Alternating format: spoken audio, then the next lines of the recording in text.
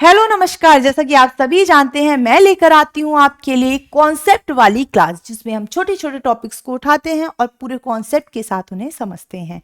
हिंदी भाषा का उद्गम कहाँ से हुआ, आज हम इस वीडियो में यही जानेंगे। हिंदी भाषा का उद्गम अर्थात हिंदी भाषा की शुरुआत कहाँ से हुई, आज हमें ये जानना है। तो आप सभी जानते हैं, हिंदी की आदि जननी संस्कृत को माना जाता है। संस्कृत सबसे प्राचीन भाषा है, आपको ये भी पता है, और हिंदी की आदि जननी भी है। तो सबसे पहले बोली जाती थी संस्कृत, और वहीं से हिंदी कैसे निकली है, इसका एक निश्चित क्रम है, वो आज मैं आपको बताऊंगी। संस्कृत का जो समय है वो माना जाता है बेटा लगभग 1500 ईसा पूर्व से लेकर 500 ईसा पूर्व तक का जो समय था वो संस्कृत का माना जाता है। इतिहास में कहीं ना कहीं कुछ ना कुछ अप डाउन, मतलब आप कह सकते हैं विद्वानों में रहता है, मतभेद रहता है, परंतु अगर हम देखेंगे ज्यादातर में डाटा आपको यही मिलेगा, 1500 ईसा पूर्व से 500 ईसा पूर्व तक संस्कृत का समय है। संस्कृत भी बेटा दो भागों में बट गई थी, एक वैदिक संस्कृत और एक लौकिक संस्कृत। वैदिक संस्कृत वही संस्कृत थी जिसमें वेद इत्यादि लिखे गए थे, और वेदों की भाषा बड़ी कठिन होने के कारण फिर क्या बनी, इस वैदिक संस्कृत का ही थोड़ा रूपांतरण हुआ और ये क्या बन गई, लौकिक संस्कृत बन गई। इसका समय फिर इसी में बट गया।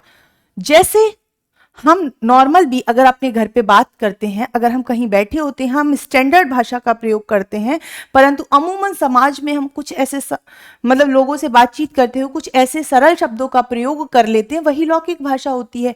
तो संस्कृत भी फिर क्या बनी, लौकिक संस्कृत बन गई, और लौकिक संस्कृत में लिखे गए दो महाकाव्य जिनका नाम है, मतलब ज्यादा फेमस कौन कौन से, एक है रामायण और दूसरा था बेटा महाभारत।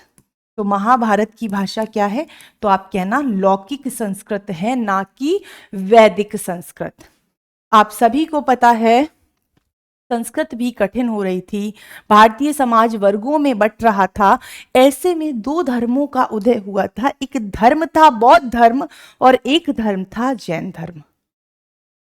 लौकिक संस्कृत से ही इसका रूप परिवर्तन होता चला गया, तो ये भाषा बनी पाली, और इसका समय माना जाता है 500 ईसा पूर्व से 1 ईस्वी तक। और अधिकांश बौद्ध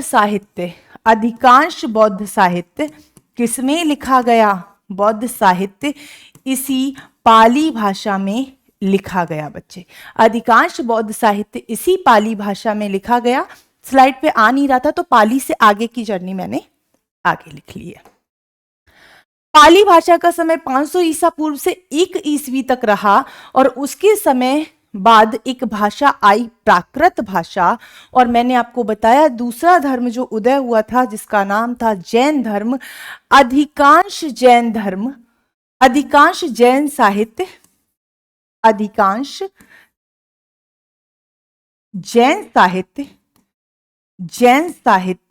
इसी भाषा में लिखा गया, जैन साहित्य इसी भाषा में लिखा गया है ना।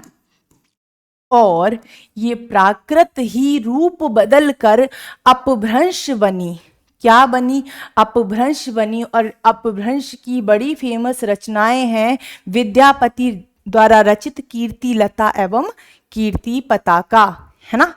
और अपभ्रंश भी बेटा दो भागों में बट गया, एक पूर्व अपभ्रंश माना जाता है और दूसरा माना जाता है उत्तर अपभ्रंश। अपभ्रंश का जो समय था वो माना जाता है 500 ईस्वी से लेकर 1000 ईस्वी तक, 1000वीं ईस्वी तक। और इसी समय क्या हुआ, पूर्व अपभ्रंश 500 से 800 ईस्वी तक, उत्तर अपभ्रंश 800 ईस्वी से 1000 ईस्वी तक। और कुछ लोगों ने इस उत्तर अपभ्रंश को ही अवहट्ट का नाम दिया, इस उत्तर अपभ्रंश को ही अवहट्ट कहा गया। और अवहट्ट से, या आप कह सकते हैं उत्तर अपभ्रंश से निकली हमारी प्यारी हिंदी, और जो 1000 ईस्वी से अब तक लगातार चल रही है। आप सभी ने इसमें एक चीज जानी जरूर होगी, संस्कृत से पाली, पाली से प्राकृत, प्राकृत से अपभ्रंश, अपभ्रंश से हिंदी। क्या ऐसा पॉसिबल नहीं है हिंदी में से कोई नई भाषा निकल आए? बिल्कुल निकल सकती है। इससे हमें एक कॉन्सेप्ट तो पता चलता है बेटा, और वो कॉन्सेप्ट क्या है? वो कॉन्सेप्ट है कि भाषा परिवर्तनशील है। भाषा क्या है? भाषा परिवर्तनशील है, परिवर्तनशील है, इसी में जुड़ता वैसे, है ना, शील है ना। ऐसा नहीं है कि भाषा का कोई अंतिम स्वरूप है, ये बदलती रहती है, तो हम कह सकते हैं भाषा का अंतिम स्वरूप नहीं होता। भाषा का अंतिम स्वरूप नहीं होता, अंतिम स्वरूप नहीं होता। और अगर आपसे पूछा जाए बेटा, अगर आपसे पूछा जाए कि इस भाषा का जो ये बदलाव हुआ है इसमें किसने किया होगा, तो मेरे और आपके जैसे रहने वाले लोगों ने ही किया होगा, है ना। तो ये भाषा क्या है? ये सामाजिक संपत्ति है, ये किसी की पैतृक संपत्ति नहीं है, ये सामाजिक संपत्ति है। तो याद रखना, ये जो शब्द भाषा लिखा है ना, ये सामाजिक संपत्ति है, सामाजिक संपत्ति है। यदि कोई बच्चा अपशब्दों का प्रयोग करता है ना, तो लोग कहते हैं ये बेकार है। यहां तक कि आपको पता है किसी की मानहानि करने में, मुख से भी बोलने में, गलत बोलने में सजा भी मिलती है। क्यों? क्योंकि भाषा सामाजिक संपत्ति है। भाषा का वही अर्थ निकलता है ना, जो संपूर्ण समाज के लिए हो। ये किसी की पैतृक संपत्ति नहीं है, ये सामाजिक संपत्ति है।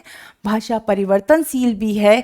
याद कर लो फिर से क्रम, एक बार मैं आपको बता देती हूँ। संस्कृत, संस्कृत से पाली, पाली से प्राकृत, प्राकृत से अपभ्रंश, और अपभ्रंश के भी उत्तर अपभ्रंश, जिसे कुछ विद्वानों ने अवहट्ट भी माना है, वहां से आई है हमारी प्यारी हिंदी।